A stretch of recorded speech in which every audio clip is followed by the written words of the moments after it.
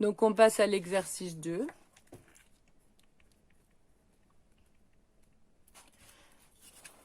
Alors, lui aussi, il est sur 21 points, donc c'est beaucoup. Donc, c'est un exercice de probabilité. Donc,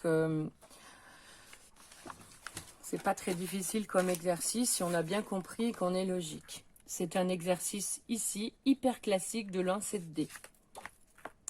Alors, partie 1.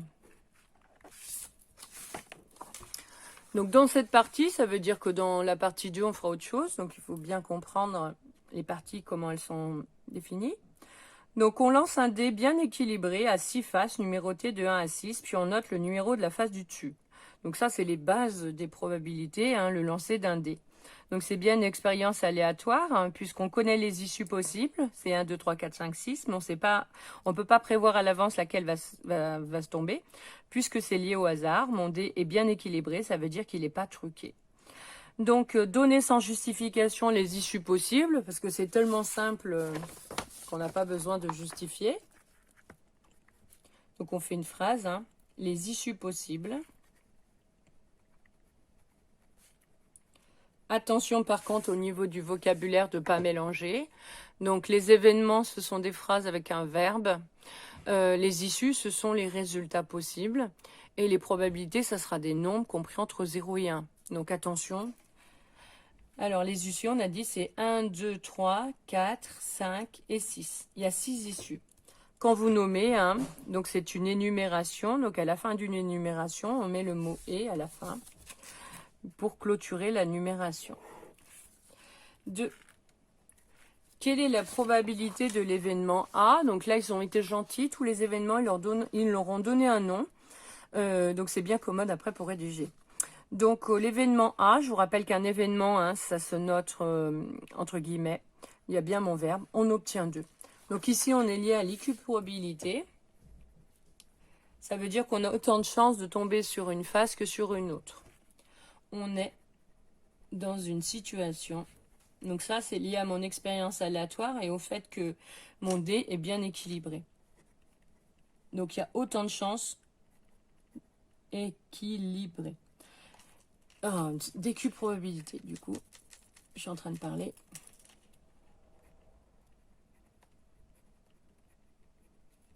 Donc quand on est dans une situation DQ probabilité, on a une formule. Donc c'est le nombre d'issues favorables à A sur le nombre d'issues possibles.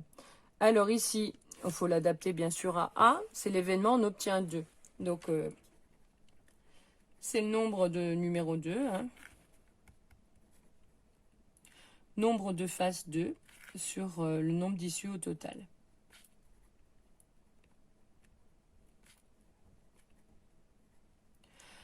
Alors, les probabilités, c'est de la logique. Ici, c'est toujours une situation d'équiprobabilité, donc on utilise cette formule. Moi, je vous conseille de la détailler en français. Déjà, ça vous permet de voir si vous avez bien compris la situation. Et en vous relisant, de bien comprendre. Alors, il n'y a qu'une face numéro 2 quand je lance un dé. Et on a vu qu'il y avait 6 issues possibles. Donc, les probabilités, quand on ne vous précise pas, on les écrit sous forme de fractions simplifiées. On ne les met surtout pas en pourcentage quand c'est pas demandé. Je vous rappelle qu'il y a une probabilité, c'est un nombre compris entre 0 et 1. Si vous mettez en pourcentage, ça serait compris entre 0 et 100. Donc, on n'oublie pas notre phrase réponse. Attention aussi, quand on vous demande une probabilité, ne répondez pas par un nombre de chances, il faut simplement être logique. Un nombre de chances, ça correspond à la même chose, mais vous ne répondez pas tout à fait à la question, puisque la probabilité, c'est un nombre. Et un nombre de chances, c'est tant de chances sur tant d'autres. C'est pas la même chose.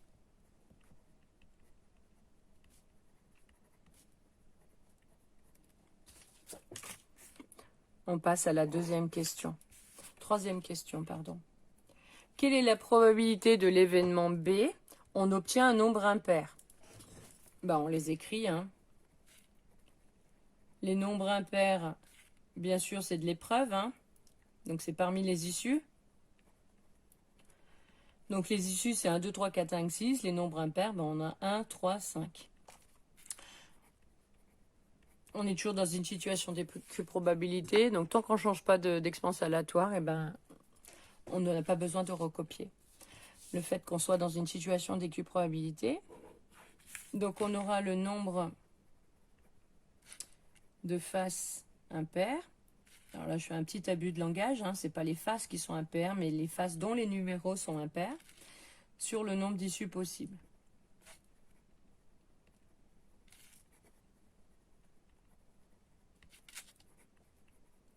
Donc, on a vu qu'il y avait 3 numéros impairs. Il y a toujours sur 6 faces. On obtient une probabilité d'un demi. Puisque de toute façon, si on n'obtient pas un nombre impair, on obtiendrait un nombre pair. On a bien une chance sur 2 puisqu'il y a 6 issues. Donc, la probabilité de B est un demi. On passe à la partie 2. Alors, attention, c'est plus la même chose. On change d'expérience aléatoire. Dans cette deuxième partie, on lance simultanément, ça veut dire en même temps, 2 dés bien équilibrés, donc à 6 faces, un rouge et un vert. On appelle score la somme des numéros obtenus sur chaque dé. Quelle est la probabilité de l'événement C? Le score est 13. Comment appelle-t-on un tel événement? Alors ici, il faut bien voir qu'on lance 2 dés équilibrés. Les dés sont numérotés de 1 à 6. Donc au minimum, je peux obtenir la face 1 sur le dé rouge et la face 1 sur le dé vert. Donc au minimum, on peut obtenir 1 plus 1 égale 2. Au maximum, je peux obtenir un 6 sur le dé rouge et un 6 sur le dé vert. Et donc au maximum, je peux obtenir 12. Ce qui fait qu'on ne pourra jamais obtenir 13. C'est un événement impossible.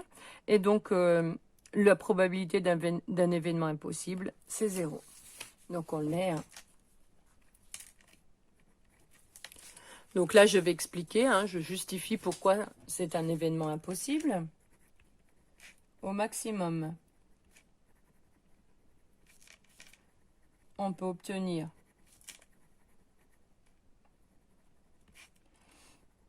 un 6 sur le dé rouge et un 6 sur le dé vert. 6 plus 6 égale 12. Le score maximum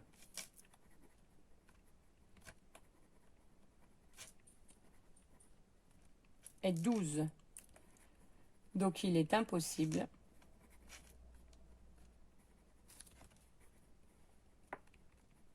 d'obtenir 13. C est un événement. Donc là, c'est le vocabulaire qu'on veut. Donc le vocabulaire des événements. Impossible.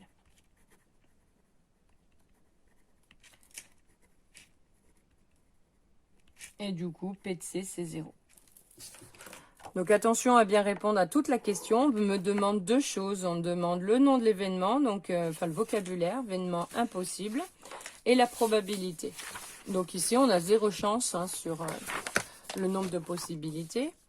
Alors, dans le tableau à double entrée en annexe, on remplit chaque case avec la somme des numéros obtenus sur chaque dé. Complète sans justifier le tableau donné en annexe, à rendre avec la copie et donne la liste des scores possibles. Alors, sur l'annexe, il est là, le tableau, donc pour vous faire gagner du temps. Donc, on vous a fait tout le gros tableau. Donc, le dé rouge, les faces numérotées de 1 à 6 et ici, les faces numérotées de 1 à 6. Donc, au minimum, on a dit qu'on pouvait obtenir 2. 1 et 2, ça fait 3. Donc, après, on a juste ajouté. 2 et 1, ça fait 3. Puis après, on complète la... Ensuite, 3 et 1, ça fait 4. Donc, c'est bien cohérent. On vérifie, toujours. Ensuite, là, on aura 5, 6, 7, 8, 9, 10, 6, 7, 8, 9, 10, 11, 7, 8, 9, 10, 11. Et on a dit au maximum 12. Alors, attention. La question suivante, on me demande quels sont les scores possibles. Donc là, on demande les scores différents, bien entendu, possibles. Mais combien il y a d'issues possibles dans cette expérience aléatoire? C'est pas le nombre de scores différents, c'est bien le nombre d'issues. Et on voit que dans ce tableau, j'ai rempli 6 cases ici, 6 cases là, 6 fois 6, 36. J'ai 36 possibilités. Donc, il faudra bien faire attention dans cette partie 2 que le nombre d'issues possibles, c'est 36. Tous les dénominateurs de mes probabilités auront pour dénominateur 36. Par contre, quels sont les scores différents que l'on peut obtenir? Ben, j'ai 2, 3, 4, 5, 6, 7, 8, 9, 10, 11, 12. Il n'y en a pas 36. Donc, il ne va pas falloir mélanger. Alors, on y va. Donc, la question 2A, j'ai complété le tableau. Question 2B, donne la liste des scores possibles. Donc, on regarde dans le tableau. La liste des scores possibles est, donc on a dit 2, 3, 4, 5, 6, 7, 8, 9, 10, 11 et 12. Mais il y a 36 manières de les obtenir. Donc le nombre d'issues total, hein,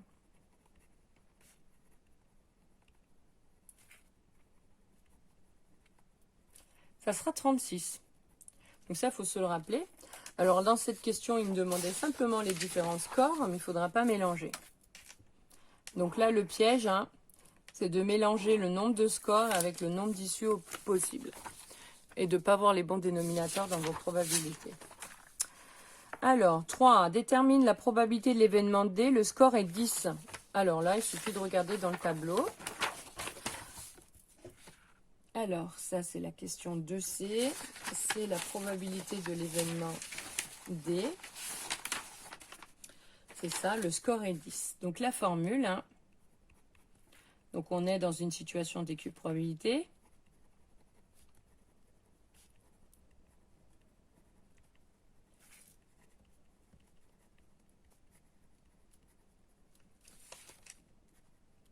Donc ça veut dire qu'on a autant de chances de tomber sur une issue que sur une autre. Donc ici,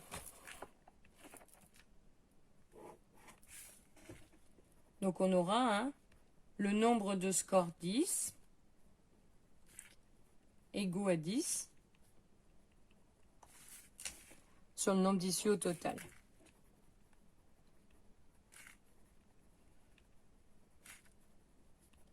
C'est-à-dire le nombre de cases qu'il y a dans le tableau.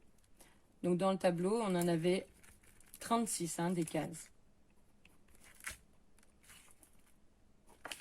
Donc le dénominateur c'est 36. Je regarde le tableau, je compte combien il y a de 10. Les 10, on les voit là. 1, 2, 3. Alors ça c'est une probabilité qui se simplifie. Je ne sais pas pourquoi je vais l'appeler B. On peut simplifier 3 et 36 par 3. Donc on écrit les 3. 3 c'est 3 fois 1. 36 c'est 3 fois 12. Je barre les 3. Il me reste un 12e. Et encore.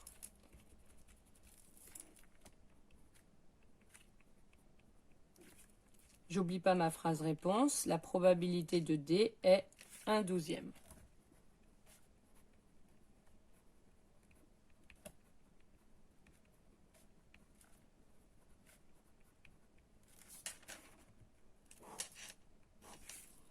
Je passe à la question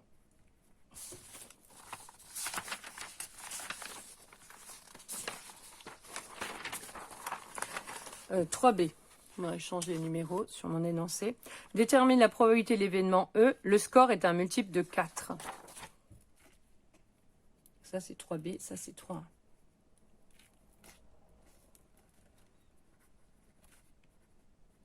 Alors, les scores multiples de 4.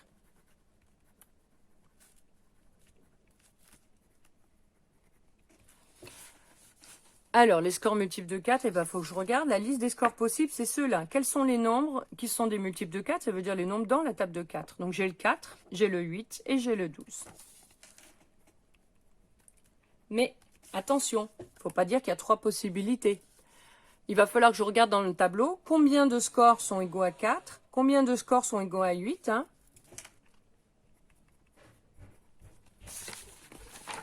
Alors, dans le tableau, les scores égaux à 4, ben je les compte. Il y en a 1, 2, 3. Donc, il y a 3 scores égaux à 4. Les scores égaux à 8. Donc, je regarde dans mon tableau, les 8. 1, 2, 3, 4, 5. Il y a 5 scores égaux à 8. Et dans le tableau, les scores égaux à 12, il n'y en a qu'un. Donc, on met un score égal à 12. Donc, 3 plus 5 plus 1. Donc, on obtient 9. Il y a 9 scores multiples de 4.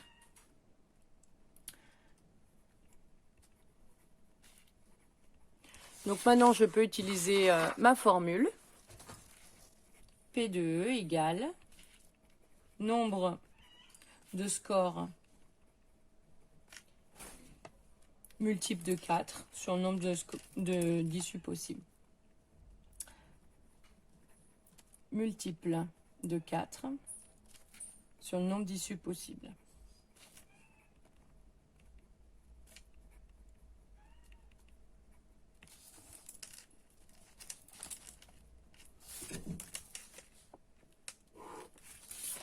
Il ne me reste plus qu'à remplacer. On a trouvé 9 sur 36. Donc les deux ici se simplifient dans la table de 9. Donc j'écris mes 9. Et je réfléchis. 9 c'est 9 fois 1. 36 c'est 9 fois 4. Je barre, il me reste un quart.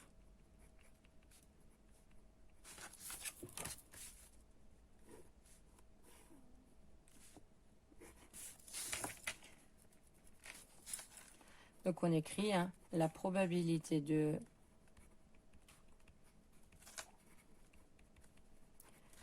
un quart.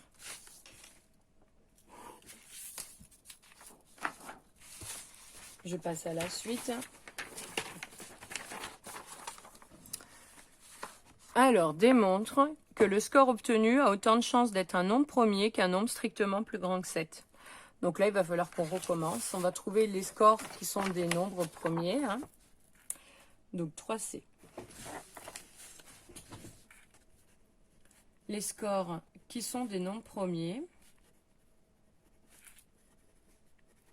Je vous rappelle qu'un nombre premier, c'est un nombre qui admet exactement deux diviseurs, 1 et lui-même. C'est pour ça que le plus petit des nombres premiers, c'est 2, et pas 1, qui n'a qu'un seul diviseur, puisque 1 et lui-même sont confondus.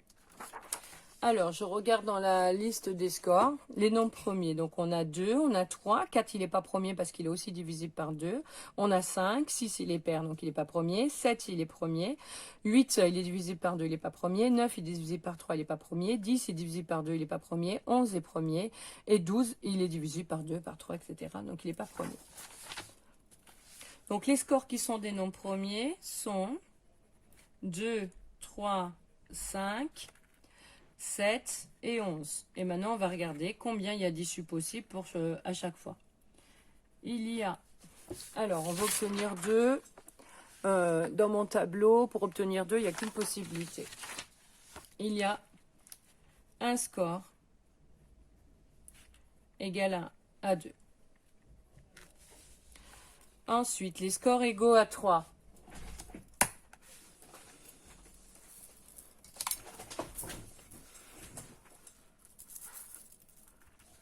Je regarde dans mon tableau. Les scores égaux à 3, il y en a 2. Donc, on met 2 scores égaux à 3.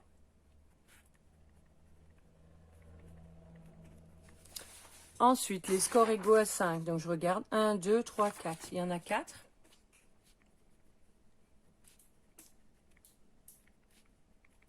Les scores égaux à 7. Donc, je regarde 1, 2, 3, 4, 6.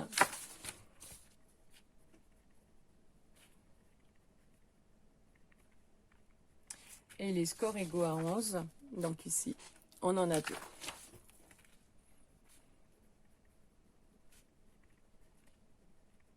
Alors, c'est pas dur, mais c'est un peu long à tout écrire. Ensuite, j'ajoute toutes les possibilités. Du coup, 1 plus 2 plus 4 plus 6 plus 2.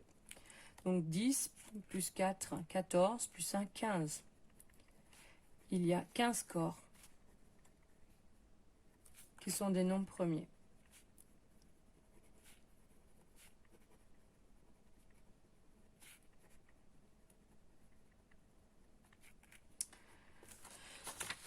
Donc mon événement, c'est... il n'a pas de nom, donc je vais l'appeler P1. Alors, nombre de scores qui sont des nombres premiers.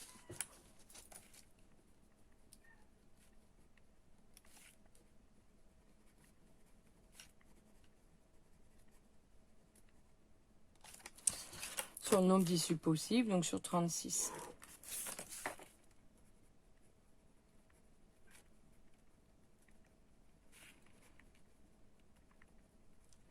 On obtient P1, 15 sur 36.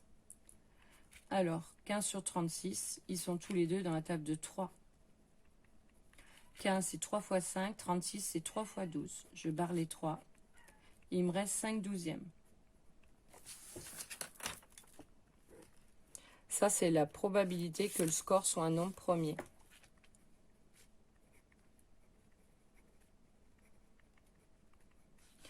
La probabilité que le score soit un nombre premier.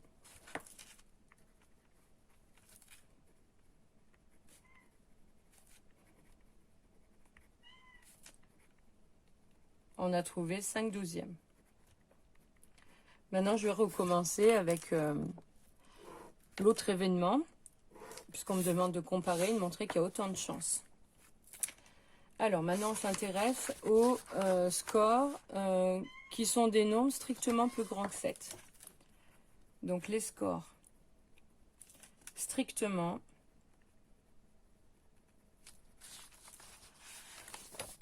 plus grands que 7.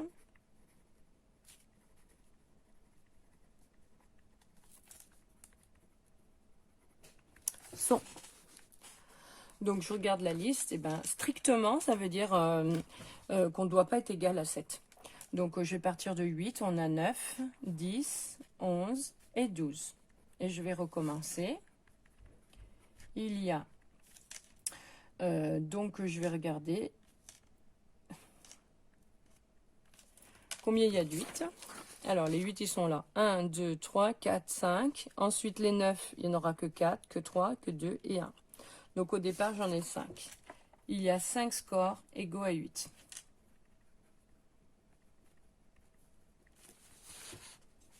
Ensuite, on a dit qu'il y a 4 scores égaux à 9.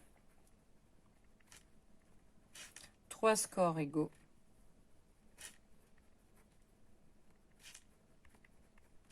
2 scores égaux à 11.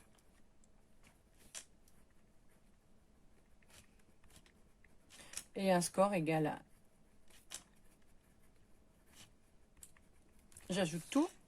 5 plus 4 plus 3 plus 2 plus 1.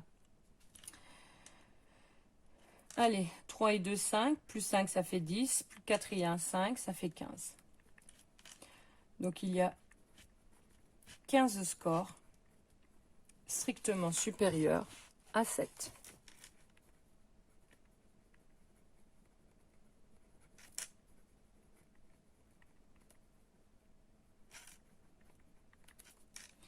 Du coup, on va calculer P2. Donc, la probabilité de l'événement, le fait que le score doit être un nombre strictement supérieur à 7. Donc, nombre de scores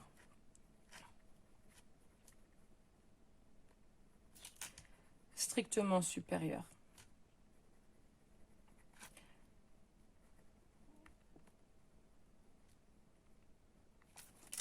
à 7 sur le nombre d'issues possibles.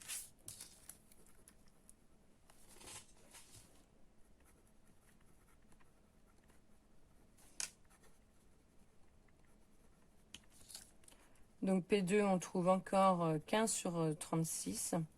Et on peut le simplifier. Donc là, je ne vais pas redétailler, mais c'est les mêmes nombres. Donc 15 douzièmes. J'écris ma phrase et je compare.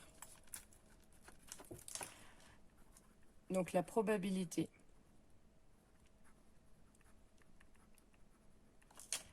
que le score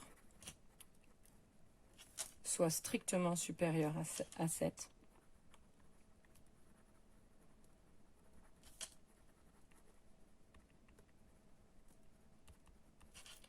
est 5 sur 12. Alors, faut pas oublier de conclure quand même, puisque le but, c'était de montrer qu'on a autant de chance. Donc, ici, il suffit que je compare. Hein. Du coup, on a l'égalité. On a P1 égale P2.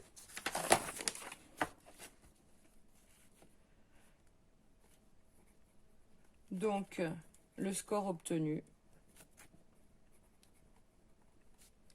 a autant de chances d'être un nombre premier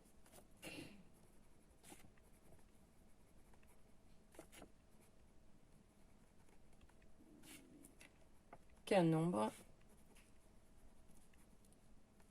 strictement plus grand que 7.